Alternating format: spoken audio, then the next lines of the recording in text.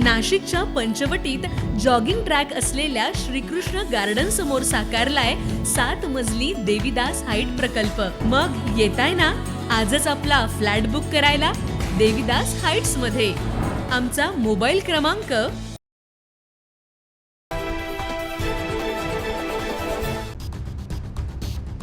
नाशिक शहरातील पाथर्डी फाटा परिसरात पुन्हा एकदा मोकाटाने पिसाळलेल्या कुत्र्यांचा हैदोस पाहायला मिळतो। स्थानिक नागरिकांमध्ये भीतीचं वातावरण निर्माण झालंय।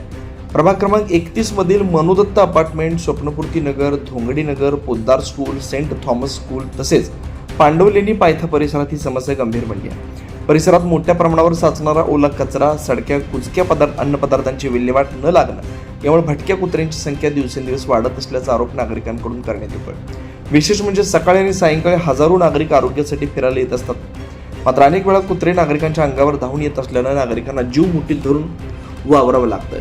स्थानिकांच्या माहितीनुसार काही नागरिकांना या कुत्र्यांनी चावल्याच्या घटना घडल्यात। तसेच शहरातील विविध भागांमधील मोकाट कुत्री याच परिसरात आणून सोडली जात असल्याचा आरोपही नागरिकांनी केला। हो, रात्री तर या कुत्र्याचं, मोकाट कुत्र्याचं लय परेशानी हो। ते इकडं नाशिक मधले कुत्रे इकडं सोडून देतात का काय माहित। इकडं रात्री कुत्रे आडवे होऊन जातात। अंगावर येतं का डायरेक्ट? अंगावर येतात डायरेक्ट। अच्छा, आता ते माझ्या मागे धावलं होतं एक कुत्रा एका दिवशी। Okay okay. मग आणि लहान पोरं वगैरे असतात पोरायला तर लय त्रास आहे ना। ते पहा किती कुत्रे इकडं, बरेच कुत्रे उराले। महानगरपालिकेने पकडून न्यायला पाहिजे, त्यांच्याकडे गाडी असते ना पकडून न्यायला। Okay okay. मग दरम्यान महापालिकेकडून या समस्येकडे दुर्लक्ष होत असल्याची भावना व्यक्त करत प्रभाग क्रमांक 31 मधील भटक्या कुत्र्यांचा तातडीनं बंदोबस्त करावा अशी जोरदार मागणी स्थानिक नागरिकांकडून करण्यात येते।